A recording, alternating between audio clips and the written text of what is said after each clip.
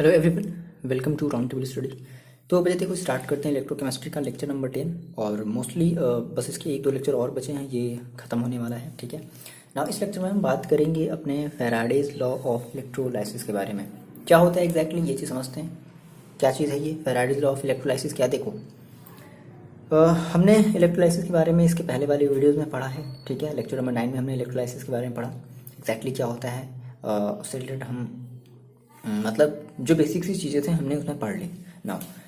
अब ये Faraday's law of electrolysis क्या है देखो, तो ये कहा गया था ना कि अगर हम करंट फ्लो कराते हैं तो जो हमारे आयंस है, जो चार्जेस हैं वो क्या करने लगते हैं, मूव करने लगते हैं। मूव करने का मतलब कि वो इलेक्ट्रोड पर जा करके डिपॉजिट हो जाते हैं। ठीक है, तो अब देखो क्या हुआ कि जो फैराडे जो साइंटिस्ट थे, ठीक है, उन्होंने एक एक एक कंक्लूजन निकाला। ये कह लो कि एक कंक्लूजन निकाला। उन्होंने ये सोचा कि भाई देखो, हम कितनी अमाउंट में चार्ज फ्लो कराएं, ठीक है, कितनी अमाउंट ऑफ चार्ज हम अगर पास्ट कराएं तब जाकर के हमारा कितना अमाउंट ऑफ जो कोई भी हमारा जो मेटल है वो कितना अमाउंट जाकर के डिपॉजिट होगा। मतलब समझ रहे हो, उन्होंने एक रिलेशन इस्टेब्लिश किया। उन्होंने ये कहा कि मान लो हमने कहा क्वांटिटी ऑफ चार्ज, जिसको हम मान लो क्यू से रिप्रेजेंट कर रहे हैं। उन्होंने कहा कि भाई हम कितनी है ना, हम कितना चार्ज फ्लो करा दें, हम कितना चार्ज फ्लो करा दें कि इतने ग्राम हमारा जो है वो मेटल जो है वो जाकर के डिपॉजिट हो जाए, इतने ग्राम जो है हमारा मेटल जाकर के डिपॉजिट हो जाए। समझ में आ रही बात? ये बात आपको समझ में आ रही है? तो क्या हुआ कि एक रिलेशनशिप इस्टेब्लिश्ड किया गया किसके बीच में, क्वांटिटी ऑफ चार्ज है ना and substance deposited at the electrode. तो इसी को हमने क्या दिया, फैराडेज लॉ ऑफ इलेक्ट्रोलाइसिस। अब इसके बेसिकली दो रूल हैं, तो हम बात करेंगे अपने फर्स्ट रूल की एंड सेकेंड रूल की, दोनों की बात करेंगे। बट इसमें से मोस्ट इंपॉर्टेंट जो है आपका वो फर्स्ट रूल है। फर्स्ट रूल मोस्ट इंपॉर्टेंट, और उसमें भी मोस्ट इंपॉर्टेंट में आपके न्यूमेरिकल्स। ठीक है, कि इतने, चलो बताओ इतने इतने गुलाम हमने करंट फ्लो कराए हैं, तो चलो बताओ जो है, सॉरी, इतने गुलाम हमने चार्ज फ्लो कराए हैं, तो चलो बताओ कितना जो है अमाउंट जो है वो डिपॉजिटेड होगा, या फिर इतना डिपॉजिट अमाउंट हुआ है, तो ये जो डिपॉजिट अमाउंट हुआ है वो कितने गुलाम चार्ज को फ्लो कराने में होगा। समझ रहे हो मेरी बात? ये बात आपको आ रही है समझ में? तो ये सारी चीज़ें जो हैं यहाँ से पूछी जाती हैं। स्टार्ट किया जाए तो हेडिंग आप लगा लो फैराडेज लॉ ऑफ इलेक्ट्रोलाइसिस। और देखो बेसिकली 2 या 3 लेक्चर और बचे हैं इसके, जल्दी से खत्म करते हैं इसको। ठीक है ना। देखो बच्चे, तो सिंपल सी बात है, मैंने जो आपको बताया सेम वही चीज़ है कि द रिलेशनशिप बिटवीन, रिलेशनशिप है ना, रिलेशनशिप वो वाला रिलेशनशिप मत समझ लेना। ठीक है, रिलेशनशिप एक क्या किया गया, एक रिलेशन इस्टेब्लिश किया गया। ठीक है, between quantity of charge. Quantity of charge को मान लो अगर हम क्यू से रिप्रेजेंट करते हैं, ठीक है, quantity of charge passed through an electrolyte. भाई है ना, आप करंट फ्लो करा रहे हो, करंट फ्लो कराने का मतलब क्या है कि आप चार्ज फ्लो करा रहे हो, तो कितनी अमाउंट में चार्ज फ्लो करा रहे हो ना, तो उसका रिलेशन किसके साथ। तो जब ऐसा हुआ, जब चार्ज फ्लो कराया गया तो क्या हुआ कि अमाउंट ऑफ सब्सटेंसेस डिपॉजिटेड हुए। कहाँ डिपॉजिटेड हुए भाई? At electrodes.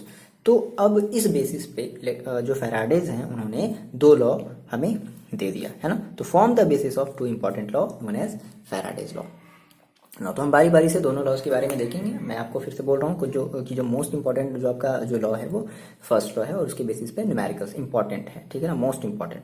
और पीडीएफ में बहुत सारे न्यूमेरिकल्स आपको ट्राई करने के लिए दिया गया है, तो आप वीडियो को देखने के बाद पीडीएफ को कि क्वेश्चन जो है वो आप जरूर लगाओगे। ठीक है, मोस्टली जितने टाइप के क्वेश्चन हम बता सकते हैं बताएंगे। चलो देखो, तो हम बात करते हैं Faraday's first law of electrolysis के बारे में। किसके बारे में हम बात कर लेते हैं भाई? हम बात करते हैं Faraday's first law of electrolysis के बारे में। तो हेडिंग लगा लो आप, Faraday's first law of electrolysis. देखो जी, बहुत ही सिंपल सा लॉ है। क्या बताया गया?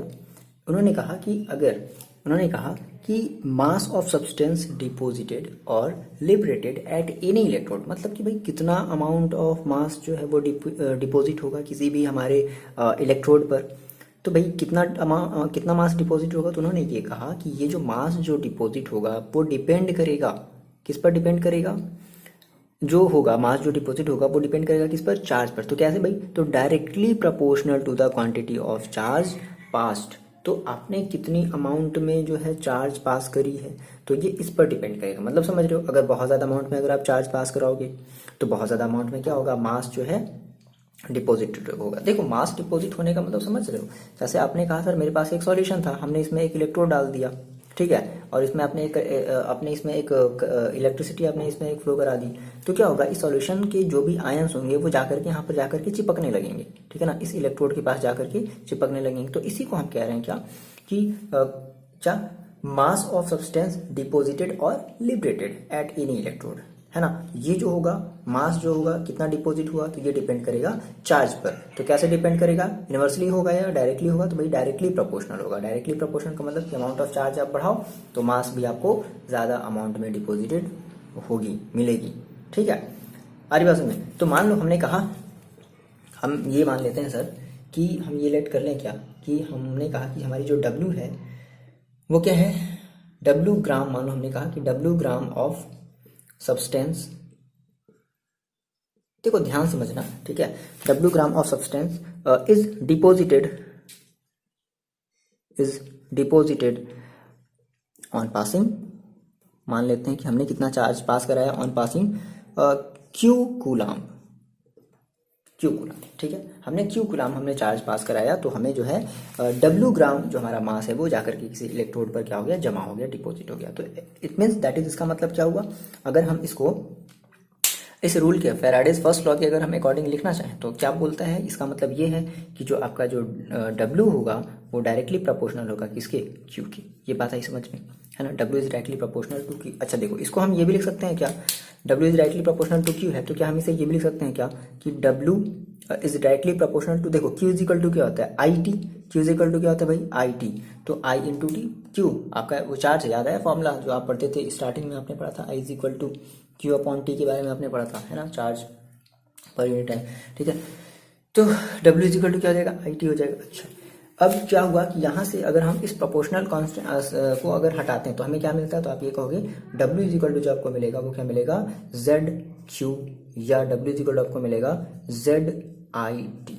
आगे बात समझे, तो ये आपका यहाँ से फैराडेज फर्स्ट लॉ के अकॉर्डिंग ये आपका फॉर्मूला मिला। तो न्यूमेरिकल्स में हम ये वाला भी फॉर्मूला यूज करेंगे, बट हमें इसका एक बेसिक समझना है, वो क्या है वो समझते हैं। मोस्टली इस वाले न्यूमेरिकल्स, इस वाले फॉर्मूले पर ज्यादा न्यूमेरिकल्स नहीं पूछता, मैं भी कभी कभी पूछा है, आपको पीडीएफ में वो सारे क्वेश्चन मिलेंगे, बट एक और तरीका है क्वेश्चन को पूछने का। देखो समझते हैं, यहाँ से कई सारी चीजें पूछ सकते हैं ना, मान लो आपसे ये क्यों पूछ दिया, इतने मोल्स निकल रहे थे तो बताओ टोटल कितना, समझ रहे हो, ये चीज हमें समझनी है यहाँ पे। देखो इसका एक थोड़ा सा कॉन्सेप्ट समझते हैं। देखो अच्छा, यहाँ पे थोड़ी सी आप ये बातें बता दो कि हमारा ये जो जेड है ना वो क्या है, हमारा एक कांस्टेंट है, क्या है, एक कांस्टेंट है, कांस्टेंट ऑफ प्रोपोर्शनैलिटी, क्या कहते हैं, कांस्टेंट ऑफ प्रोपोर्शनैलिटी, ठीक है, और इसको हम किस नाम से जानते हैं, known as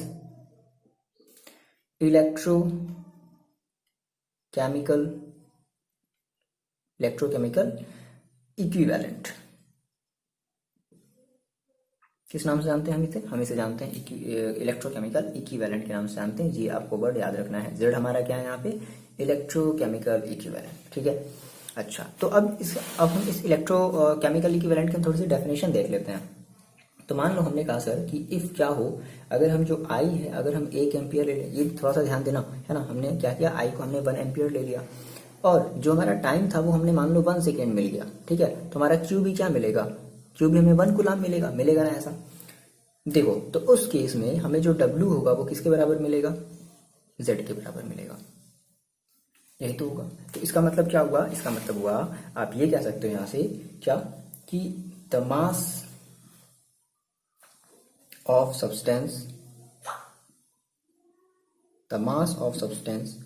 deposited by passing, देखो हम क्या कर रहे हैं, बाई पासिंग हम कितने अमाउंट ऑफ करंट फ्लो कर रहे हैं, बाई पासिंग 1 कूलाम चार्ज कह सकते हैं, by passing 1 coulomb of charge. अच्छा, 1 कूलाम ऑफ चार्ज को आप देखो और कैसे बता सकते हो, और by passing 1 ampere of current for 1 second. यहां से देखो आपको ये एक इंपॉर्टेंट कॉन्सेप्ट मिलेगा, फॉर 1 सेकेंड थ्रू इलेक्ट्रोलाइट। देखो कहने का क्या सीन है कि आपने कहा कि सर हमारी ये जो इक्विवेलेंट, ये जो इलेक्ट्रोकेमिकल इक्विवेलेंट है, ठीक है, ठीक है, देखो ऐसा समझ लो कि ये एग्जैक्टली क्या बताता है कि अगर हम एक गुलाम की चार्ज अगर हम फ्लो कराएंगे, है ना, तो जितने अमाउंट हमारा मास डिपॉजिट होगा, जितने ग्राम मास हमारा डिपॉजिट होगा, उतने ही ग्राम को हम कह देंगे क्या, इलेक्ट्रोकेमिकल, मतलब उसी को हम क्या कह देंगे, जेड के इक्वल कह देंगे। अच्छा, यहाँ से थोड़ा सा जो है ना, यहाँ से थोड़ा सा जो जो हमारा जो मतलब हमें जो समझने वाला जो अप्रोच है, यहाँ से ये चीज़ें समझ में एग्जैक्टली नहीं आ रही कि सर इसके बेसिस पे हम न्यूमेरिकल्स को कैसे डील करेंगे। अगर आपने कुछ बच्चे जो अगर होंगे, कुछ अगर आगे होंगे, अगर उनको प्रॉब्लम आ रही होगी, तो यहाँ पे हमें थोड़ी सी एक बात यहाँ पे नहीं समझ में आ रही कि सर इस अप्रोच से जो है ना हम अपने न्यूमेरिकल्स को सॉल्व नहीं कर सकते हैं। तो चलो हम एक बढ़िया सा अप्रोच देखते हैं कि आखिर किस तरीके से हमारा क्वेश्चन जो है पूछ सकता है। ठीक है, अगर एक मोल मतलब चार्ज, अगर एक मोल ऑफ इलेक्ट्रॉन अगर फ्लो हो रहा है, कुछ इलेक्ट्रॉन अगर फ्लो हो रहे हैं, तो देखो ये सारी चीजें हम यहाँ समझते हैं कि इतने मोल इलेक्ट्रॉन में अगर इतने मोल अगर आपके इलेक्ट्रॉन फ्लो हो रहे हैं, तो आपका जो टोटल अमाउंट ऑफ जो मेटल है वो कितना डिपॉजिट होगा, कितने ग्राम जो है वो डिपॉजिट होगा।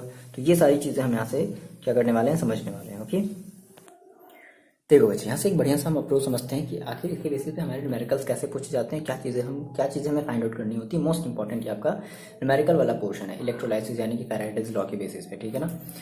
देखो अच्छा, थोड़ी सी ये बात यहाँ पे ऐसे समझना, जैसे अभी तक हम क्या पढ़ते थे, जैसे मान लो हम ये कहते थे कि अगर मेरे पास एक एल्यूमिनियम है, हम कहते थे ना Al3+ है, तो ये क्या करता है, ये 3 इलेक्ट्रॉन एक्सेप्ट करता है और ये इसको रिड्यूस कर देता है, ये Al बन जाता है। तो हम कहते हैं यहाँ पे एल्यूमिनियम का 1 मोल है।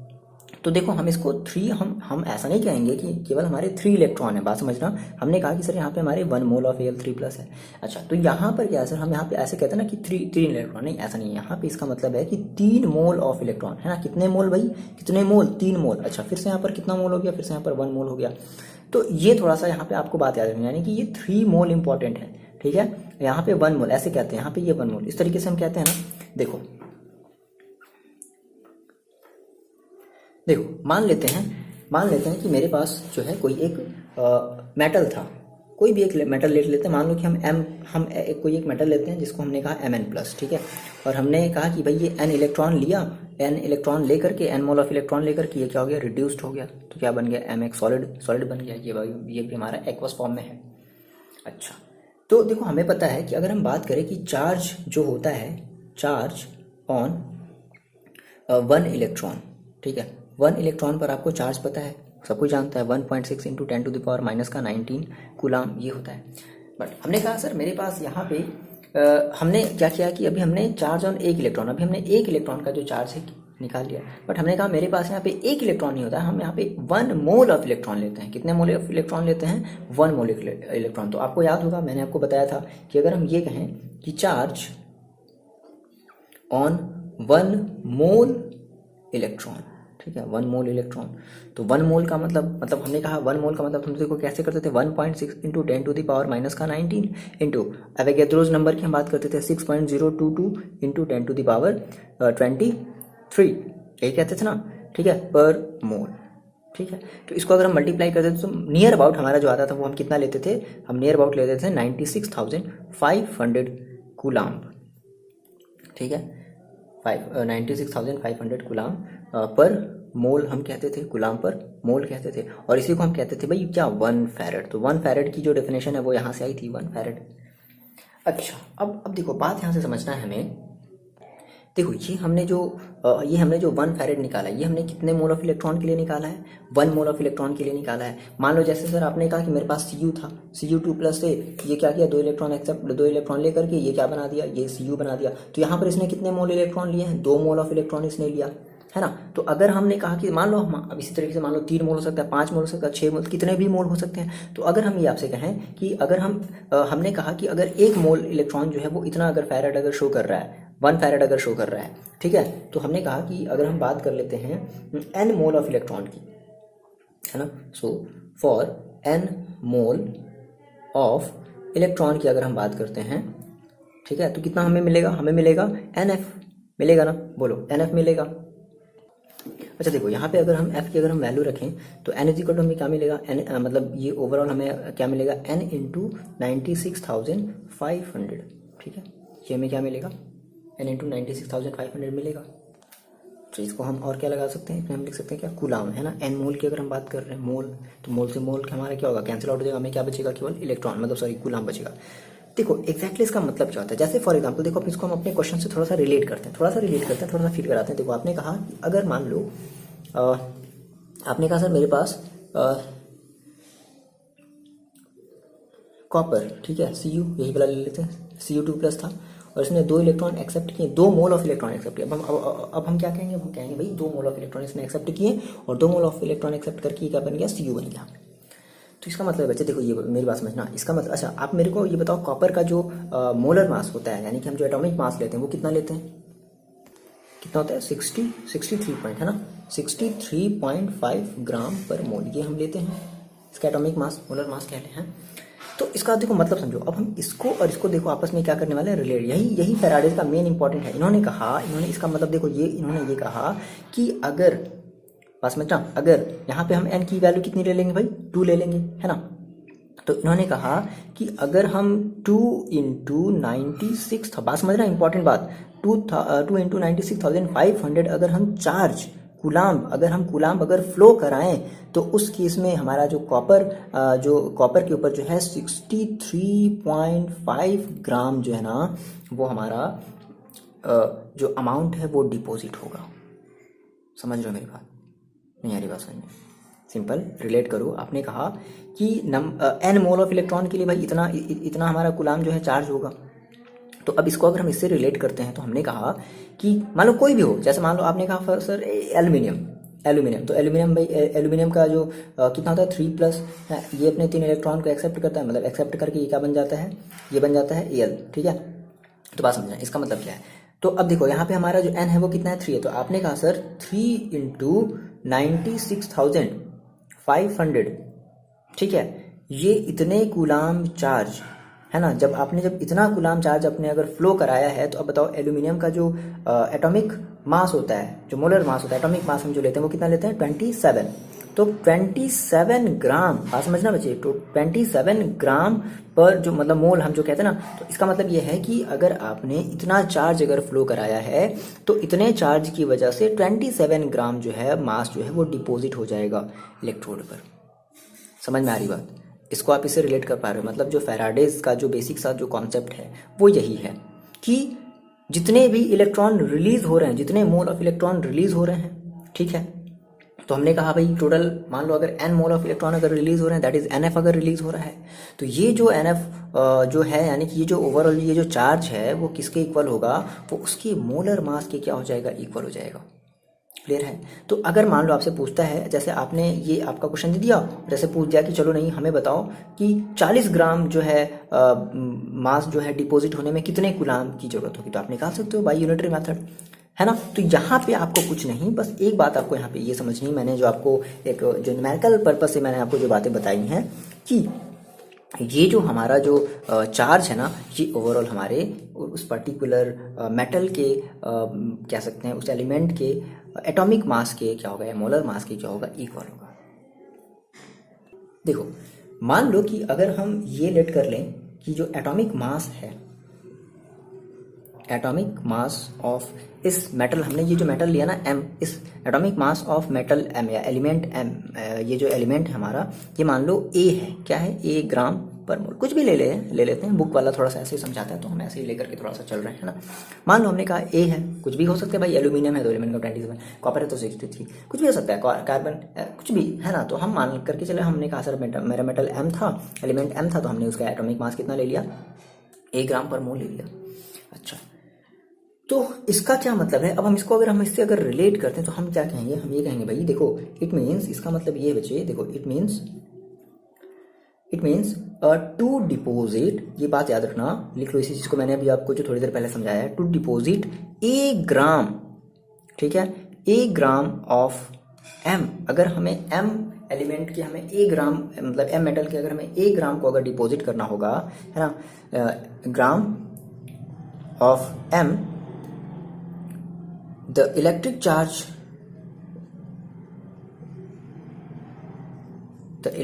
charge required कितना, तो इलेक्ट्रिक कितना चार्ज, तो कितना इलेक्ट्रिक चार्ज रिक्वायर्ड होगा, is equal to n into 96,500। मतलब आप अगर अपनी सिंप्लिसिटी के लिए अगर लेना चाहो ना, आप अगर एक याद रख चीज़ें को अगर साइड में अगर लिख लो, तो आपने कहा कि सर हमारा जो n इंटू एफ होगा वही हमारा क्या होगा, पर्टिकुलर मोलर मास होगा या एटॉमिक मास होगा, मोलर मास। ठीक है।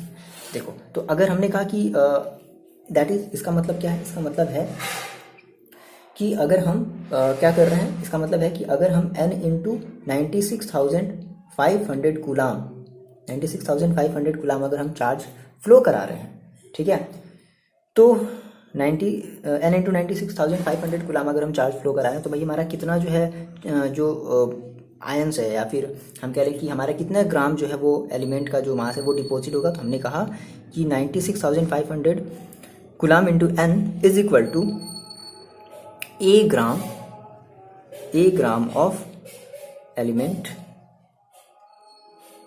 m, ठीक है, उस एलिमेंट का ए ग्राम जो है वो डिपॉजिट हो जाएगा। तो अगर मान लो आपसे अगर बोलता है कि नहीं हमें तो हमें इतने गुलाम का नहीं चाहिए, हमें जो है कुछ और गुलाम का चाहिए, तो जितने भी गुलाम का निकालना होगा, तो आपने इतने गुलाम का निकाल लिया, तो आप क्या कर सकते हो, आप क्या 1 गुलाम का निकाल सकते हो। सो आप कहोगे 1 गुलाम, ठीक है, 1 coulomb of charge deposit, charge will deposit कह लें, कितने ग्राम मेटल ये, कितने ग्राम ये डिपॉजिट कर देगा।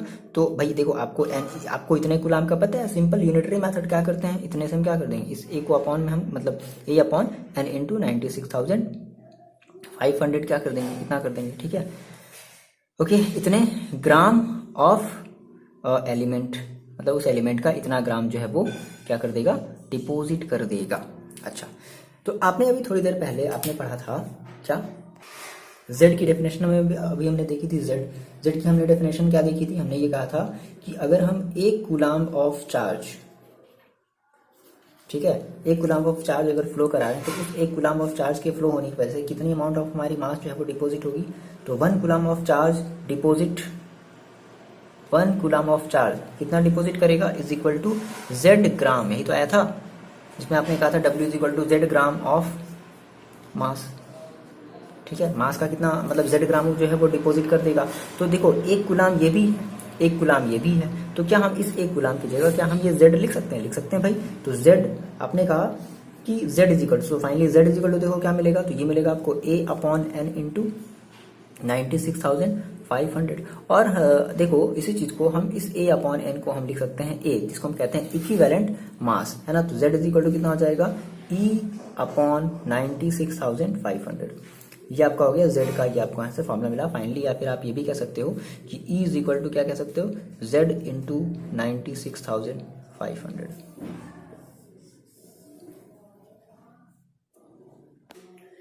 ठीक है ना। तो अब देखो हम यही वाला जो है अप्रोच जो हम वो यूज करेंगे। सिंपल आपको ये वाला अप्रोच, सिंपली बस आपको ये वाला अप्रोच याद रखना है कि NF ही हमारा क्या है, मोलर मास की इक्वल है। ये अप्रोच बस आपको याद रखना है। तो ये अगर आप ध्यान में रखोगे ना, तो इससे रिलेटेड सारे क्वेश्चन जो है वो सॉल्व कर लेंगे। क्लियर है इतनी बात आपको आ रही समझ में, ये क्लियर है ना। तो ना देखो अब हम इसके बेसिस पे थोड़ा सा हम न्यूमेरिकल्स मतलब समझ लेते हैं कि एग्जैक्टली कैसे क्या पूछता है। चलो देखते हैं।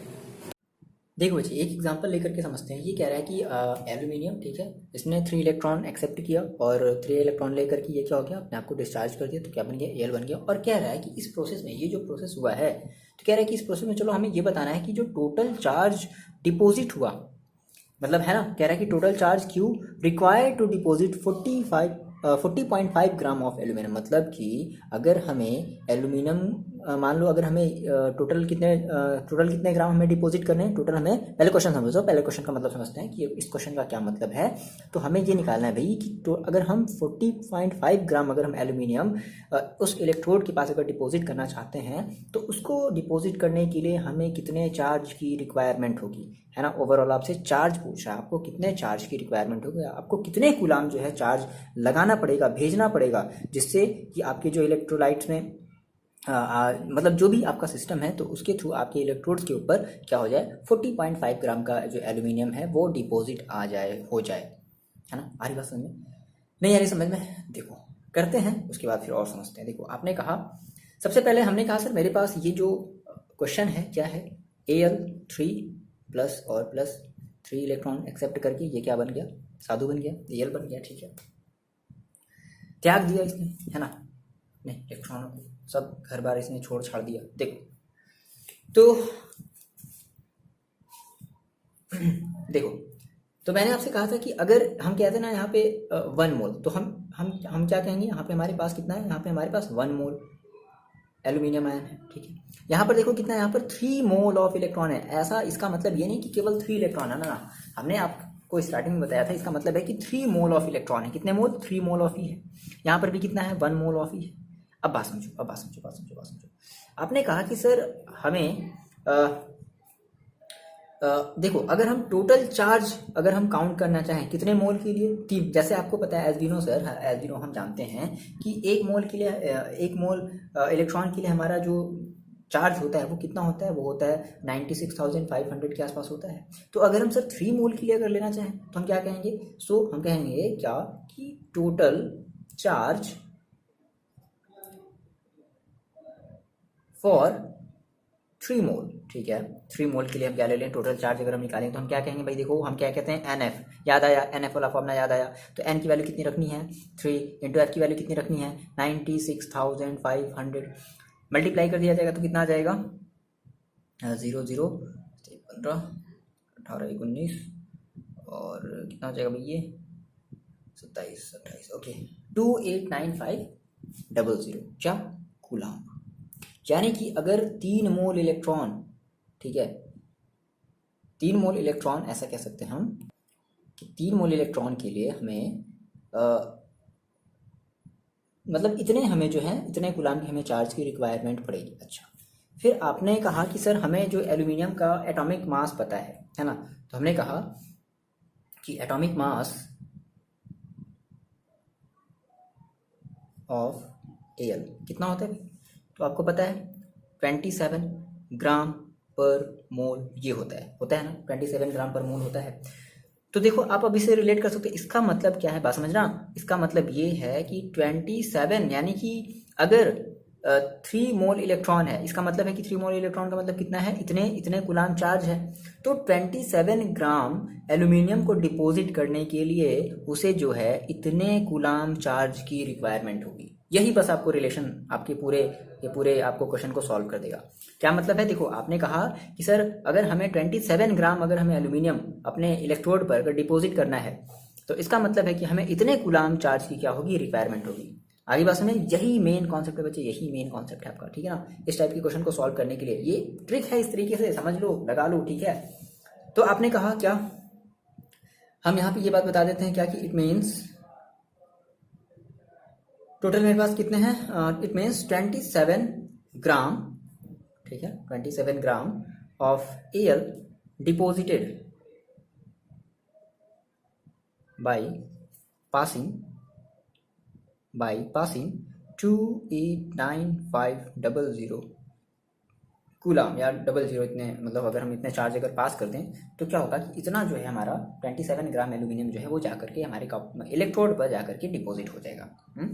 अच्छा, तो इसका मतलब क्या है, तो इसका मतलब ये है भाई कि हम ये कह सकते हैं क्या कि 27 ग्राम, ठीक है, ऑफ एल्यूमिनियम रिक्वायर्ड, कितना चार्ज रिक्वायर कर रहा है, तो 289,500 कूलम। अच्छा देखो, तो आपको भाई देखो, आपको 27 ग्राम तो डिपॉजिट नहीं करना है, मेरी बात में ध्यान समझना, आपको 27 ग्राम तो डिपॉजिट नहीं करना है। आपको कितने ग्राम डिपॉजिट करने हैं, आपको डिपॉजिट कराने हैं 40.5 ग्राम आपको एल्यूमिनियम जो है वो डिपॉजिट कराना है। तो अगर 40.5 ग्राम अगर हम एल्यूमिनियम अगर हमें डिपॉजिट कराना पड़ेगा तो सिंपल भाई मेरे पास यूनिटरी मेथड, सो हमने कहा सर 1 ग्राम के लिए कितना हो जाएगा, 1 gram of Al required, 1 gram of air required कितना हो जाएगा, तो क्या करेंगे 289,500, ठीक है। अब अपॉन क्या कर देंगे, यूनिटरी मेथड। आपको कौन से बच्चों को यूनिटरी मेथड नहीं आता भाई, हमें कितने ग्राम डिपॉजिट कराना है, 40.5 ग्राम हमें जो है एल्यूमिनियम डिपॉजिट कराना है। तो 40.5 ग्राम ऑफ Al रिक्वायर्ड, कितने इसको चार्ज की रिक्वायरमेंट होगी, तो क्या कर देंगे, मल्टीप्लाई कर देंगे 289,500 अपॉन 27 इंटू कितने 40.5 ग्राम, ठीक है। और ये क्या ओवरऑल क्या इतना हमारा चार्ज होगा, ठीक है, इतना हमारा चार्ज होगा। तो सॉल्व कर लिया जाए इसको। कैसे सॉल्व करोगे आप? चलो देखो, कर लोगे ना सॉल्व मेरे ख्याल से। ये तो अब इसमें टाइम वेस्ट करना फालतू है ना। ठीक है, तो आप सॉल्व करोगे जैसे मैंने सॉल्व किया है। ठीक है, गुणा भाग जो भी आप करना होगा करोगे, और इसका जो आंसर आएगा आप मैच कर लो, आना चाहिए 4.342 इंटू 10⁵ कूलम। ये आपका आंसर होगा। इसका मतलब है बच्चे कि आपको अगर 40.5 ग्राम अगर आपको एल्यूमिनियम अगर डिपॉजिट कराना होगा इलेक्ट्रोड पर, तो इसका मतलब है कि आपको इतने कूलाम चार्ज की रिक्वायरमेंट होगी। आगे बात समझ में? यही मेन आपका कॉन्सेप्ट है। आगे बात समझ में? तो अगर हाउ मच ये बोलता है कि कितने चार्ज हमें रिक्वायरमेंट होगी, इतने ग्राम, पर्टिकुलर इतने ग्राम को डिपॉजिट कराने के लिए, तो भाई हम क्या करेंगे, पहले हम जो हमारे मतलब जो भी हमारा जो भी एन दिया है उसके अकॉर्डिंग हम ये चीज़ पहले निकालेंगे कि भाई 3 मोल के लिए हमें कितना चार्ज पड़ेगा। अब ये जो 3 मोल होगा वो हमारे 27 ग्राम, तो 3 मोल का मतलब कितना चार्ज, तो यानी कि इतना ग्राम बराबर इतना चार्ज, यानी कितने ग्राम को डिपॉजिट कराने के लिए इतना चार्ज। तो यूनिटरी मेथड अप्लाई कर लिया भाई, अगर इतने ग्राम के लिए इतना चार्ज तो 1 ग्राम के लिए अपॉन में 27। तो अगर आपने अगर 1 ग्राम का निकाल लिया तो फिर आप इससे चाहे जितने भी ग्राम का पूछ दे आप तो निकाल सकते हो। ठीक है, महारथी आदमी हो आप लोग, है ना। तो आगे एक और क्वेश्चन किया जाए तो इस टाइप के क्वेश्चन आपको बहुत ज़्यादा मिलेंगे आपके बुक में, आपके एग्जाम्स में, हर जगह मिलेंगे। क्लियर है? नेक्स्ट क्वेश्चन देखा जाए। चलो नेक्स्ट क्वेश्चन देखते हैं। समझ में नहीं आया थोड़ा सा फील करो, थोड़ा सा समझो, थोड़ा सा फिर से वीडियो को रिपीट कर देखो, है कुछ नहीं, सिंपल यही हमें मेथड अप्लाई करना है। चलो अब एक थोड़े से अलग टाइप का क्वेश्चन देखते हैं, थोड़ा सा मिलता जुलता है। देखो बच्चे, ये आपका है दूसरा क्वेश्चन, ध्यान से समझ लेना है क्वेश्चन को। क्या कह रहा है, हाउ मच चार्ज, ठीक है, कितने आपको चार्ज की रिक्वायरमेंट होगी, यानी कि आपसे क्या क्या साफ साफ पूछा जा रहा है, आपसे पूछा जा रहा है चार्ज, दैट इज क्यू आपसे पूछा जा रहा है, जिसका आंसर आता है कूलाम में, हमें इतना पता है। Is required for the following reduction, है ना, हमें रिड्यूस्ड करना है। भाई देखो रिड्यूस्ड ही तो हो रहा है, 1 मोल ऑफ Al3+ को हमें रिड्यूस्ड करना है Al में, पहला क्वेश्चन। दूसरा क्वेश्चन है 1 मोल ऑफ Cu2+ को हमें रिड्यूस करना है Cu में। एंड थर्ड क्वेश्चन है 1 मोल ऑफ MnO4-, ये इंपॉर्टेंट है, ये कई बार आपके एग्जाम में आया है। 1 मोल पंजाब कई सारे बोर्ड्स में आया हुआ है। 1 मोल ऑफ MnO4- को हमें रिड्यूस करना है Mn2+ में। बात मेरी ध्यान समझना, ध्यान समझो। कह रहा है कि how much charge is required for the following. अब हमें भाई देखो बात समझना, हमें कितने मोल ऑफ एल्यूमिनियम 3+ आयन को रिड्यूस करने हैं, 1 मोल। कितने मोल को? 1 मोल। तो देखो हम बात करते हैं अपने फर्स्ट क्वेश्चन की, बहुत ही आसान है, बहुत ईजी आया है, कई बार ये क्वेश्चन आया है। तो आपने कहा सर मेरे पास ये है Al3+, ठीक है ना, इसने 3 इलेक्ट्रॉन एक्सेप्ट किए और अपने आप को ये क्या कर दिया, रिड्यूस्ड कर दिया। हरी बस में तो यहाँ से आप क्या कहोगे, यहाँ पे से देखो एल्यूमिनियम के कितने मोल हैं, 1 मोल है, क्लियर हुआ। यहाँ पे इलेक्ट्रॉन कितने, हमें कितने मिले, हमें यहाँ पे 3 मोल ऑफ इलेक्ट्रॉन मिले, तो हमें 1 मोल जा करके एल्यूमिनियम मिला, है ना, बोलो। अब ध्यान समझो, यानी कि आपने देखा सर कि 1 मोल Al3+ को रिड्यूस करने के लिए 3 मोल इलेक्ट्रॉन की रिक्वायरमेंट हुई। क्लियर हो गई बात क्लियर हो गई। आपने कहा कि सर 1 मोल Al3+ को रिड्यूस करने के लिए 3 मोल ऑफ इलेक्ट्रॉन की रिक्वायरमेंट हुई। तो भाई अगर आपको पता है बच्चे कि अगर 1 मोल अगर इलेक्ट्रॉन अगर हमारे पास होते हैं, ध्यान समझना, ये मोल एल्यूमिनियम है, ये मोल इलेक्ट्रॉन है। तो अगर आपको 1 मोल अगर इलेक्ट्रॉन को अगर आप फैरेड में काउंट करते थे तो क्या कहते थे आप, ये कहते थे कि 96,500। तो भाई अगर आपके पास अगर 3 मोल अगर इलेक्ट्रॉन है तो क्या करोगे, 3 × 96,500। आगे बात में तो 1 मोल एल्यूमिनियम को हमें रिड्यूस्ड करने के लिए हमें कितने चार्ज की रिक्वायरमेंट होगी, 3F। क्लियर है बात? आगे बात में तो आपने कहा सिंपली सर, सो क्वांटिटी, सारी चीजें यहाँ पर समझनी है, लिखना कुछ भी नहीं है, ठीक है। सो क्वांटिटी ऑफ चार्ज, भाई हम कितनी चार्ज ले लें, कितनी क्वांटिटी ले लें, so quantity of charge for required to reduce of 1 mole Al3+ to Al, ठीक है। 1 मोल Al3+ को हम किस में रिड्यूस करना चाहते हैं, अगर Al में रिड्यूस करना चाहते हैं तो आपने कहा सर उसके लिए हमें 3 मोल ऑफ इलेक्ट्रॉन की जरूरत होगी, और आपको पता है कि 1 मोल इलेक्ट्रॉन में कितने चार्ज होते हैं, पता है ना। तो ठीक है, तो भाई 3 मोल इलेक्ट्रॉन में कितने चार्ज होंगे, सो आपने कहा एग्जैक्टली जो होगा हमारा कितना हो जाएगा, 3F। NF आया, आगे बस में NF वाला हम फॉर्मूला अप्लाई करेंगे और N की जगह कितना रख देंगे, भाई कितने इलेक्ट्रॉन है 3, तो कितना रख देंगे 3F। F की वैल्यू रख दो 3 × 10 सॉरी F की वैल्यू कितनी होती है 96,500, तो ये इक्वल टू कितना आ जाएगा, मल्टीप्लाई कर लिया जाए 0 ओके 5 3 15 18 19 और 9 3 27 28 ओके 289500 इतने आपको कूलाम की जरूरत पड़ेगी अगर आप एक मोल Al3+ को है ना कन्वर्ट करना चाहते हो। तो आपको कितने इलेक्ट्रॉन की जरूरत पड़ेगी? आपको 3 मोल इलेक्ट्रॉन की जरूरत पड़ेगी। बट पूछा तो है सर चार्ज, तो एज वी नो अगर एक मोल इलेक्ट्रॉन में अगर इतने गुलाम चार्ज होते हैं। आगे बात समझना, क्लियर है ये बात? चलो चलो, मेरे ख्याल से आप दूसरा वाला भी ट्राई कर सकते हो। ट्राई करो ट्राई करो ट्राई करो, दूसरा वाला ट्राई करो, उसको मिटाते हैं। दूसरा वाला आप ट्राई करो भाई, कॉपी में पहले तो सारे के सारे क्वेश्चन लिख डालो, और थर्ड वाला तो मोस्ट इंपॉर्टेंट है, कई बार कई सारे बोर्ड में एग्जाम में आया हुआ है ये।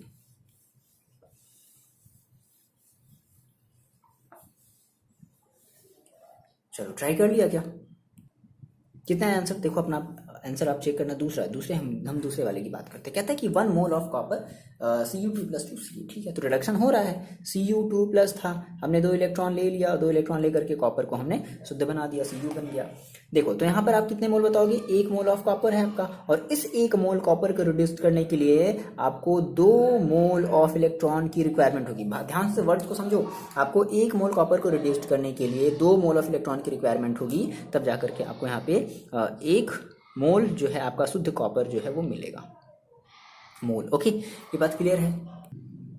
तो देखो आपने कहा सर मेरे पास 1 मोल Cu2+ को रिड्यूस करने के लिए 2 मोल ऑफ इलेक्ट्रॉन की जरूरत पड़ी, यानी कि टोटल हमें जो चार्ज की जो रिक्वायरमेंट हुई वो कितनी हो गई? तो आपने कहा सर हमारी जो टोटल क्वांटिटी ऑफ चार्ज, ठीक है, total quantity of charge to reduce 1 mole Cu2+ to Cu is equal to NF। हो गया ना? NF, N की वैल्यू देखो कितनी है, 2 इंटू F की वैल्यू कितनी होती है 96,500, मल्टीप्लाई कर लिया, कितना आ गया? तो ये आपका आ जाएगा 0 0, एक और 0 और 8 3, और ये हो जाएगा 19। ओके 193, ठीक है। इतना आप ये सब सारी चीज़ें मल्टीप्लाई कर सकते हैं ना। आगे बात में नाउ अब हम बात करते हैं अपने मोस्ट वाले इंपॉर्टेंट क्वेश्चन की। यहाँ पे थोड़ा सा नहीं बताएंगे तो कहोगे सर मैं तो सर क्या बता दी। चलो एक बार ट्राई करो, थोड़ा सा तो ट्राई करो, कर लिया? चलो देखो करते हैं। ओके बच्चे देखो, तो आपने कहा सर मेरे पास था MnO4- और मुझे इसे रिड्यूस करना था, किसमें?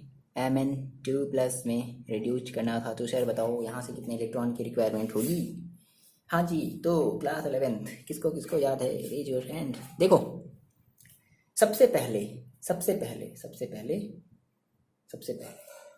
क्या किया जाए भाई? सबसे पहले हम देखते हैं कि हमारी इसमें क्या क्या चीज़ है।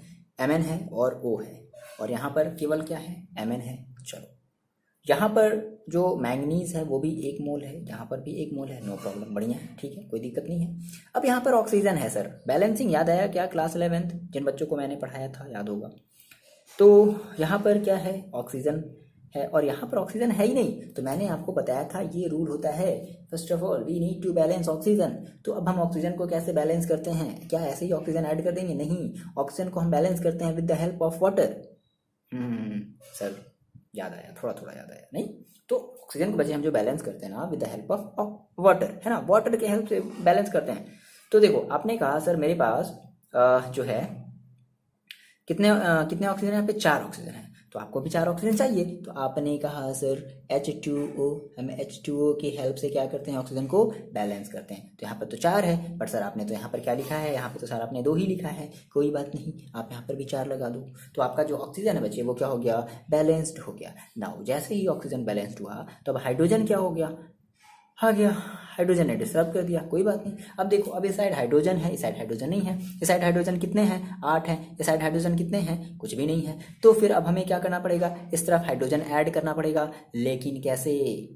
आयंस के फॉर्म में, H+ के फॉर्म में। ये रूल होता है बच्चे बैलेंस करने के लिए, ठीक है ना। तो हम इधर हाइड्रोजन को तो बैलेंस करेंगे, लेकिन कैसे? आयंस के फॉर्म में, है ना। तो हमने कहा सर हमें चाहिए प्लस का H+, और कितने H+ चाहिए? हमें 8 H+ चाहिए। ये बात बताओ किसको समझ आए? ये रूल होता है बैलेंस करने के लिए, ठीक है। सबसे पहले क्या देखते हैं, इधर हमने देखा सर ऑक्सीजन, इधर तो सर ऑक्सीजन थी ही नहीं, तो सर हम ऑक्सीजन को बैलेंस करेंगे इस साइड में, कैसे, तो ऑक्सीजन को जोड़ देंगे, ना ना ना ऐसी गलती नहीं करेंगे, ऑक्सीजन को हम ऐड करते हैं with the help of hydrogen, sorry water के हेल्प से ऐड करते हैं, तो H2O, भाई इधर हमारे पास 4 ऑक्सीजन है, इधर तो हमारे पास सर एक ही ऑक्सीजन है, तो हमने 4 इधर के मोल ले लिए।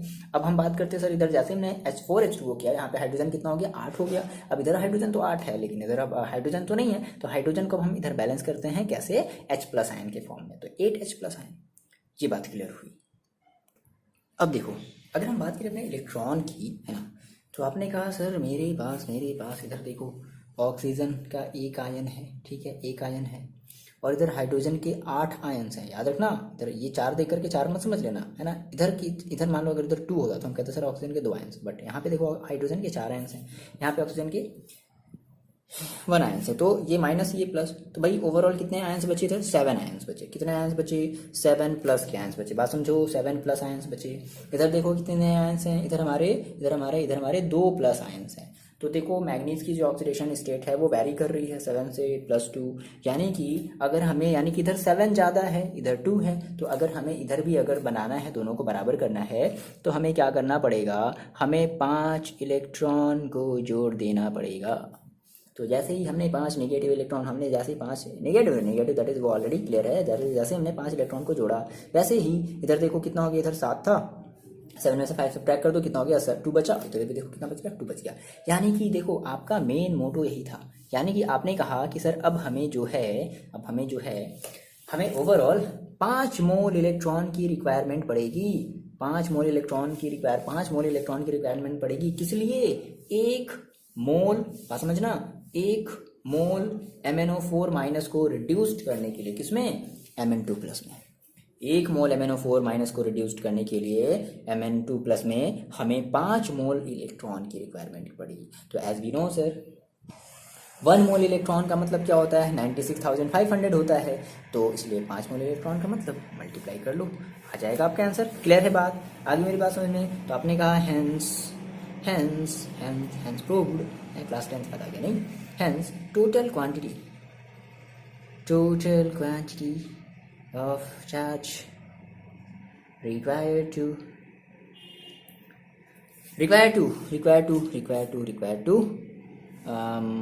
convert, yeah, reduced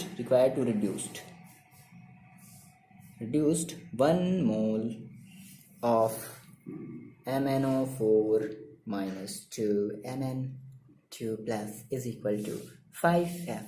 सो 5 की वैल्यू हमें 5 ही रखनी है, F की वैल्यू हमें रखनी है 96,500 क्या कूलम, मल्टीप्लाई आप कर लोगी तो कितना आ जाएगा, ये आपका आ जाएगा 4.325 × 10⁵ कूलम। फाइनली आपका आंसर मिला। मज़ा आया क्वेश्चन लगाने में, बढ़िया सा क्वेश्चन था। चलो ठीक है, ऐसे ही क्वेश्चन आपको मिल जाएंगे। चलो और नेक्स्ट टाइप के हम क्वेश्चन देखते हैं, तो बढ़िया से लगा लेना। ये 1 मोल ऑफ NO4 माइनस वाला, ये कई सारे बोर्ड में पूछा है आपका, ये पंजाब बोर्ड में पूछा है, फिर CBSE बोर्ड में पूछा है, फिर ये हरियाणा बोर्ड में पूछा है। तो देखो बच्चे हमेशा मेरे से कहते हैं सर ये बोर्ड के लिए बताओ, वो बोर्ड के लिए। भाई मेरे, ये आपको सभी टॉपिक्स आपको पढ़ने हैं, हर एक बोर्ड में ये टॉपिक कॉमन मिलेगा, समझ रहे हो, वो चाहे यूपी बोर्ड हो, चाहे CBSE बोर्ड हो, कोई भी बोर्ड हो, और इवन अब तो NCERT सब में अप्लाई है, तो तब तो डेफिनेटली ये बात है, मतलब यार छोड़ो, ठीक है। चलो हम बात करते हैं अपने नेक्स्ट क्वेश्चन की। देखो ये जो आपको क्वेश्चन दिख रहा है ना, ये कहने को इलेक्ट्रोकेमिस्ट्री का क्वेश्चन है, बट मेरे ख्याल से ये आपकी वही करंट, इलेक्ट्रॉन, चार्ज वही वाला क्वेश्चन है, कॉन्सेप्ट वही वाला लगेगा। कर सकते हो क्या? चलो करके एक बार आप ट्राई करो, उसके बाद फिर हम हैं आपको बताएंगे कि आप कहाँ गलती कर रहे हो, कहाँ गलती नहीं कर रहे हो। कर लिया। और जिन बच्चों का आंसर 2.25 × 10⁻22 आ गया, वो इस वीडियो को आगे स्किप कर लें, है ना। और जिनका नहीं आया वो मेरे साथ बने रहो। देखो बच्चों, तो कह रहा है कि how many electron flow through metallic wire if a current of 0.5 ampere is passed for 2 hour. कितने घंटे तक पास हो रहे हैं भाई? 2 घंटे तक पास हो रहे हैं। तो आपको उस केस में ये निकालना है कि उस मेटेलिक वायर से कितने इलेक्ट्रॉन ट्रांसफर हुए हैं। दैट इज आपको साफ साफ ये बोल दिया, आपको नंबर ऑफ इलेक्ट्रॉन निकालना है, दैट इज आपको n निकालना है। तो सर गिवन क्या है फिर? तो देखो क्या दे दिया है, करंट ऑफ 0.5 है ना, तो यानी कि I इज इक्वल टू दे दिया है 0.5 एम्पियर, उसके बाद से T इज इक्वल टू दे दिया है 2 आवर। तो सर हमें आवर में तो नहीं चाहिए होता, हम इसको कन्वर्ट कर लेंगे सेकेंड में, तो 2 इंटू 60 मिनट इंटू 60 सेकेंड, ठीक है ना।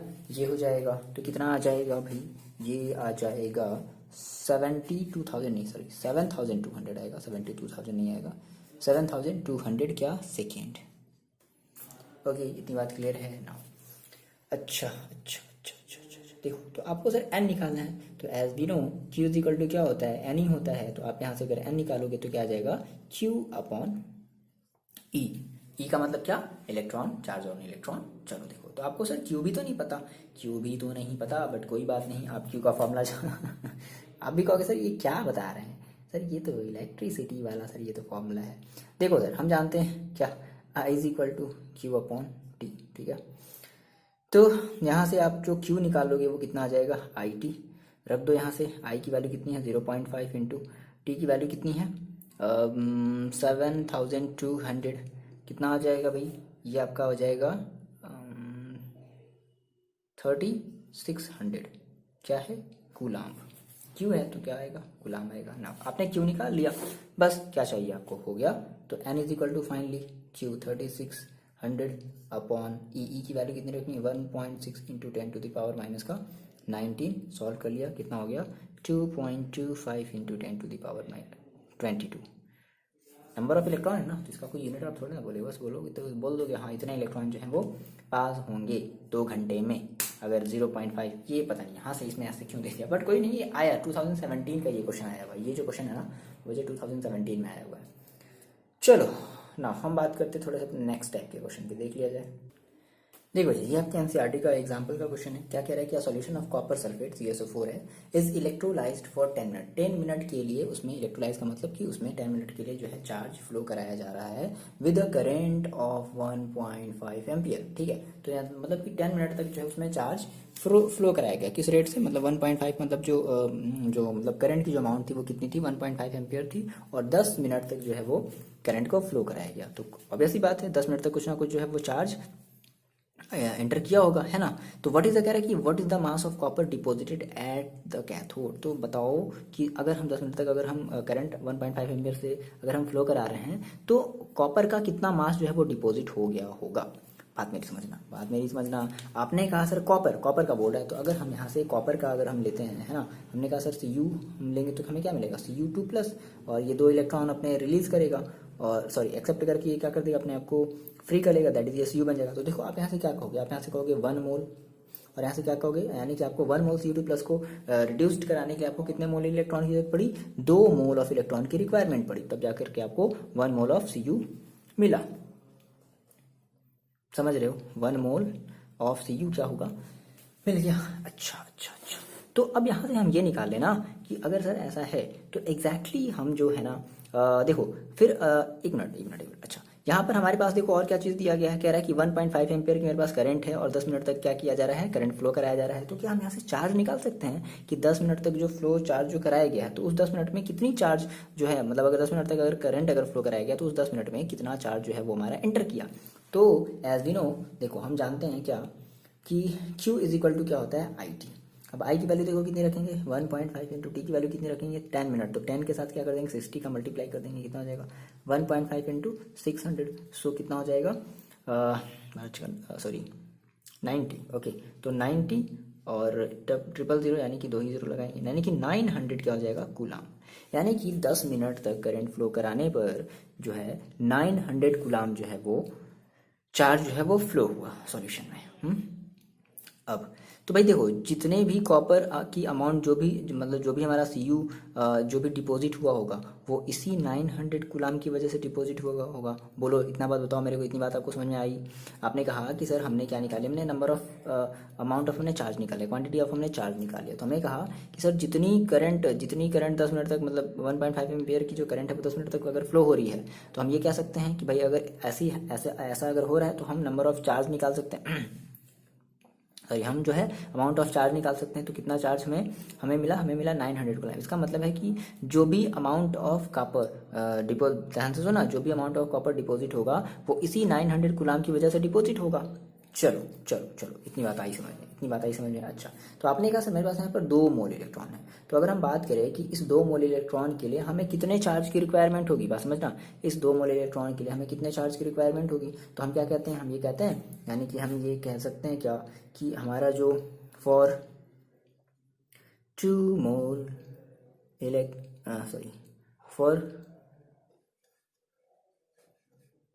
For 1 mole of Cu2 plus, ठीक है, फॉर 1 मोल Cu2 प्लस, क्या लिख दिया जाए, क्वांटिटी ऑफ चार्ज, ठीक है, प्रोड्यूस्ड इज इक्वल टू, देखो कितना आ जाएगा, n इंटू एफ। तो n की वैल्यू देखो कितनी है, n की वैल्यू देखो कितनी है, 2 इंटू एफ की वैल्यू कितनी है, 96,500। तो कितना आ जाएगा, आप इसको मल्टीप्लाई पहले भी कर चुके हो।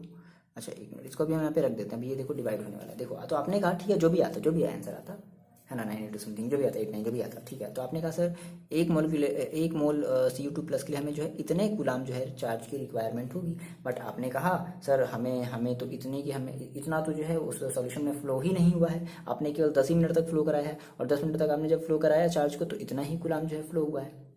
आगे बात समझ में, आ रही बात समझ में, नहीं आ रही बात समझ में, ठीक है ना, हम यही तो करने वाले हैं, है कि नहीं, बोलो।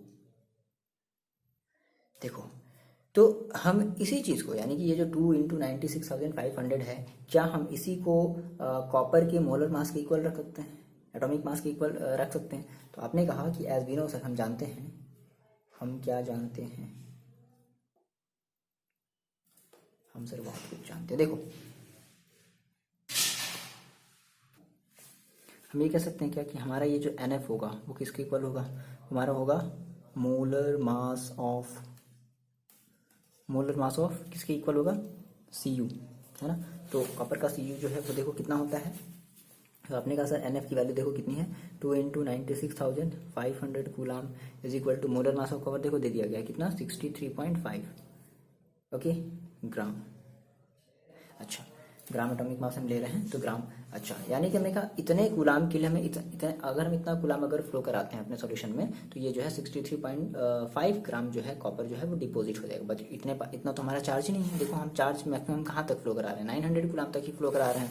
तो हम सर पहले क्या करते हैं, पहले 1 कूलाम का निकाल लेते हैं। तो फॉर 1 कूलाम, है ना, 1 कूलाम ऑफ चार्ज, तो कितना हो जाएगा, ये हो जाएगा 63.5 अपॉन 2 इंटू 96,500। क्लियर है इतनी बात। अब देखो तो हमने कहा सर फॉर, अगर हम 900 अगर हम कूलाम ले लें, यूनिटरी मेथड याद आ गया, एक नियम जिसको हम लोग हिंदी में कहते हैं 63.5 अपॉन 2 इंटू 96,500 इंटू 900। भाई अगर 1 किलो आलू का दाम अगर इतना है, तो 900 किलो आलू का दाम इतना होगा। 900 को क्या कर देंगे, मल्टीप्लाई कर देंगे, यही तो करते हैं। ये तो ठगाते नहीं हो ना, बाहर मार्केटिंग करने जाते हो तो पता चला, अरे ये सब सर हो जाता है, बस दुकानदार जितना पैसे देता है उतना रख करके हम सब चल लेते हैं। दुकानदार सर बहुत ईमानदार है मेरे गली का। ठीक है, अच्छी बात है, बहुत अच्छी बात है, आप भी ईमानदार बनो। तो फाइनली आपने इसको जब सॉल्व करोगे, है ना, तो आप इसको जब सॉल्व करो तो कितना आ जाएगा, ये आएगा आपका 0.296 ग्राम, है ना। यानी कि इतने ग्राम जो है वो डिपॉजिट होंगे, इतने कूलाम चार्ज फ्लो होने पर केवल और केवल आपको इतना ही ग्राम जो है कॉपर जो है वो आपके इलेक्ट्रोड पर जाकर के डिपॉजिट हो जाएगा, कैथोड पर डिपॉजिट हो जाएगा। ठीक है, कैथोड है, देखो तभी हम कॉपर का रिडक्शन करा रहे हैं। कैथोड पर क्या होता है, रिडक्शन होता है, ये बात आपको पता है ना। चलो, तो ये बात यहाँ से आपको क्लियर हुई, मज़ा आ गया। इन सारे क्वेश्चंस को लगाने में आप मेरे को कमेंट करके बताओगे, ओके। तो और भी बहुत सारे क्वेश्चन हैं, आप उनको लगाओगे। और देखो हम जल्दी से थोड़ा सा एक थ्योरी समझ लेते हैं, फैराडेज सेकेंड लॉ। सिंपल एक थ्योरी है, आता है, पूछता है कई बार एग्जाम में, तो हम बस केवल फैराडेज सेकेंड लॉ के बारे में समझ लेते हैं, जान लेते हैं कि एग्जैक्टली क्या बताता है, हम इससे क्या चीज़ निकाल सकते हैं। ठीक है, देखो जल्दी से देखते हैं। देखो जी, फैराडेज का जो सेकेंड लॉ है वो कुछ नहीं, सिंपल सा एक स्टेटमेंट है, और थोड़ा सा हम इसको प्रूव भी करेंगे। कैसे करेंगे, तो पहले स्टेटमेंट हम पढ़ लेते हैं क्या है एग्जैक्टली। देखो ये कहता है कि when the same quantity of charge is pass, तो याद रखना है हम चार्ज कैसे पास कर रहे हैं, सेम क्वांटिटी। तो भाई सेम क्वांटिटी ऑफ चार्ज पास कर रहे हैं किसमें, किसी इलेक्ट्रोलाइट में हम पास करेंगे। Is pass through the solution of different electrolysis, है ना, कनेक्टेड इन सीरीज। अच्छा देखो क्या मतलब है, ऐसा कुछ बोल रहा है कि डिफरेंट, मेरे पास मतलब मैंने कहा सर मेरे पास एक बीकर था, ठीक है। इसमें मान लो मैंने CuSO4 का जो है वो सॉल्यूशन भर लिया, ठीक है। एक मेरे पास दूसरा बीकर था और इसमें मैंने AgNO3 का, मान लो Ag फॉर एग्जांपल हम लेकर के चल रहे हैं ना, सॉरी कैपिटल N रहेगा, AgNO3 का मैंने क्या कर लिया, सॉल्यूशन भर लिया। तो अब क्या ये कह रहा है कि व्हेन कनेक्टेड इन सीरीज, इन दोनों को आपस में कैसे, मान लो आपने सर कहा इसमें हमारे 2 रॉड होंगे, इसमें भी हमारे 2 रॉड होंगे, ठीक है। मान लो कि ये आपका प्लस है ना, और ये आपका प्लस है और ये जो है ये आपका माइनस है। सिमिलरली मान लो ये आपका जो है प्लस है ना, और ये आपका क्या है, माइनस है। तो क्या होगा, ये और प्लस माइनस को आपस में कैसे सीरीज में कनेक्ट कर दिया जाता है, उनको हम एक बैटरी के थ्रू कनेक्ट कर देते हैं, ठीक है। अगर ऐसा हुआ तो देखो ये कहता है कि कनेक्टेड इन सीरीज, देन ये कहता है the masses of substances deposited at respective electrode are directly proportional to their equivalent masses। अब ये इक्विवेलेंट मास का देखो क्या कॉन्सेप्ट है, देखो तो सबसे पहले जो कह रहा है ना, हम इसको ऐसे लिख लेते हैं। हम कहते हैं, क्या कहता है, ये कहता है कि if connected in series the masses of substances deposited at respective electrode। तो मान लो अगर हम बात करते हैं, अगर हम मान लो हमने कहा सर कॉपर का अगर मान लो हमारा इलेक्ट्रोड होगा, और यहाँ से मान लो अगर हम Ag के इलेक्ट्रोड की बात करें, तो कहने का सीन क्या है, कहने का सीन ये है कि मास ऑफ Ag, बात समझना, मास ऑफ Ag जो होगा वो डायरेक्टली प्रोपोर्शनल होगा equivalent mass of Ag, equivalent mass of Ag। अब ये इक्विवेलेंट याद आया, इक्विवेलेंट मैंने पिछले वाले फैराडेज फर्स्ट लॉ में बताया था ना शायद, अगर नहीं बताया तो देखो, मेरे ख्याल से लगता है मैं शायद भूल रहा हूँ, अगर नहीं बताया हो बच्चे तो देखो एग्जैक्टली हमने ये पढ़ा था कि हमें जो Z इज इक्वल टू जो हमें है ये मिला था ना A/N और इंटू 96,500, यहाँ से हमें ये सारी चीज़ें मिली थी। फिर मैंने आपको ये बताया होगा शायद, अगर मैं भूल गया हूँ तो ये आप नोट डाउन कर लेना कि A/N जो होता है ना, इसी को हम कहते हैं E। ये जो A/N है, ठीक है, इसी को हम क्या कह रहे हैं, इसी को हम कहते हैं इक्विवेलेंट मासेस, है ना। A/N इज इक्वल टू हमारा क्या, इक्विवेलेंट मासेस है। तो क्या कहते हैं कि mass of Ag is equal to equivalent, EQ का मतलब क्या है, इक्विवेलेंट मास ऑफ Ag। अच्छा, ये मान लो हमारा इक्वेशन नंबर फर्स्ट है। सिमिलरली हम ये भी कह सकते हैं क्या कि हमने भाई मेरे पास 2 इलेक्ट्रोड है, एक कॉपर है, तो मैंने कहा sir mass of copper is directly proportional to equivalent mass of copper, ठीक है। ये हमारा इक्वेशन नंबर 2 है। तो अगर हम इनका अगर रेशियो लें, अगर हम इनका एक रेशियो ले, तो देखो हमें क्या मिलेगा भाई, रेशियो अगर लेंगे तो दोनों का एक कांस्टेंट मिलेगा, और दोनों के कांस्टेंट क्या हो जाएंगे, कैंसिल आउट हो जाएंगे। बस समझो, दोनों के कांस्टेंट क्या हो जाएंगे, कैंसिल आउट हो जाएंगे। तो हम ये कह सकते हैं क्या, फाइनली हमें देखो ये मिलेगा, फाइनली हमें ये मिलेगा भाई, हमने कहा अगर हम इनका रेशियो लेते हैं ना 1:2, अगर हम लेते हैं 1 और 2 का अगर हम रेशियो लेते हैं तो हमें क्या मिलेगा, हमें मिलेगा मास ऑफ Ag डिपोजिटेड, ये तो कह रहा है यहाँ पे डिपोजिटेड भी आप लिख लेना, डिपोजिटेड है ना, कह रहे हैं ना कि mass of substances deposited at respective electrode, that is मान लो हमने कहा Ag proportional to equivalent mass of Ag, proportional to their equivalent masses, proportional of mass Ag, है ना, इक्विवेलेंट मास ऑफ Ag। तो हमने कहा कि sir mass of Ag deposited upon mass of copper deposited, तो क्या होगा देखो, तो क्या मिलेगा, हमें मिलेगा equivalent mass of Ag upon equivalent mass of Cu, ये मिल जाएगा। क्लियर, इतनी बात आपको समझ में आ गई ना। तो यहां से मान लो अगर ये बोलता है कि चलो इसको प्रूव करो, आप इसको प्रूव करो, है ना। देखो मास ऑफ Ag मान लो अगर मानते हैं W1 अपॉन इसको मानते हैं W2, तो हमें क्या मिलना चाहिए, हमें मिलना चाहिए, मान लो अगर हम इसके इक्विवेलेंट मास को मानते हैं E1, तो हमें क्या मिलना चाहिए, E2, ये हमें मिलना चाहिए। तो ये कहते हैं चलो आप इसको फैराडे सेकंड लॉ को चलो आप प्रूव करो, है ना। देखो बहुत आसान है, बहुत आसान है। तो आपने कहा सर बाई फर्स्ट लॉ, हम यहाँ से प्रूव कर रहे हैं, कैसे आया ये, ठीक है। तो बाई फर्स्ट लॉ का हम यूज कर रहे हैं। क्या होता है फर्स्ट लॉ, कितने बच्चों को याद है। तो हमने कहा sir W is equal to क्या होता है मेरे पास, Z इंटू Q, ये होता है, बोलो। अच्छा, मान लो हमने कहा कि अगर हमारे पास क्वांटिटी, अगर हम सेम अमाउंट ऑफ चार्ज अगर फ्लो करा रहे हैं, क्योंकि अकॉर्डिंग टू सेकेंड लॉ ये कह रहा है कि when the same quantity of charge is pass, तो हम सेम क्वांटिटी ऑफ चार्ज पास करा रहे हैं, मतलब हमने कहा कि for same quantity of charge, that is जितना हम इसमें फ्लो करा रहे हैं उतना ही इसमें हमारा चार्ज फ्लो हो रहा है। तो हम ये कह सकते हैं क्या कि Q1 is equal to Q2 is equal to, हम मान लेते हैं Q होगा, दोनों के लिए सेम होगा। अच्छा, तो हम क्या रखते हैं इसमें, आ जाओ W, तो W1 इज इक्वल टू देखो कितना मिलेगा, Z1 into Q. W2 is equal to देखो कितना मिलेगा, Z2 इंटू क्यू। ये मान लो इक्वेशन फर्स्ट है, ये इक्वेशन नंबर सेकेंड है। क्या कर दिया जाए, दोनों को एक दूसरे से डिवाइड कर दिया जाए तो फाइनली आपको क्या मिलेगा, W1 upon W2 is equal to Z1 Q upon Z2 Q. Q से क्यू कैंसिल हो गया तो क्या बचा आपके पास, Z1 upon Z2। Okay now अब मेरी बात समझना। अभी आपने थोड़ी देर पहले ये दिखा था, साइड में थोड़ा सा ऐसे देखो, खुपचे में थोड़ा सा देखो, आपने ये कहा था कि सर मेरे पास Z इज इक्वल टू क्या मिला था, E अपॉन 96,500, बोलो ये मिला था ना। तो यहाँ से हम इस Z की जगह ये रख सकते हैं क्या, इस Z1 की जगह। तो सिमिलरली हम इस Z1 की जगह देखो ये रख सकते हैं क्या, E1 अपॉन 96,500 रख सकते हैं। और Z2 की जगह क्या रख सकते हैं, E2 अपॉन 96,500 ये रख सकते हैं। तो चलो रख देते हैं, W1 upon W2 is equal to देखो Z1 की जगह हमें कितना रखना है, E1 upon 96,500 upon E2 upon 96,000 दिख रहा है आपको 500। ये E2 से सॉरी ये नहीं कटेगा भाई, ये कैसे काट दिया सर आपने, आपकी हिम्मत कैसे भी, देखो ये इससे कट गया, ठीक ठीक देखो। तो फाइनली आपको क्या मिला, आपको मिला W1 upon W2 is equal to E1 upon E2 is equal to Z1 upon Z2। ये फाइनली आपका यही है आपका फैराडेज सेकेंड लॉ, है ना। तो ये प्रूव करने के लिए आता है, क्लियर है। आगे बात समझ में, आप जहाँ पे ये लिख दोगे where E1 and E2 are their equivalent masses, ठीक है, हो गया, क्लियर है।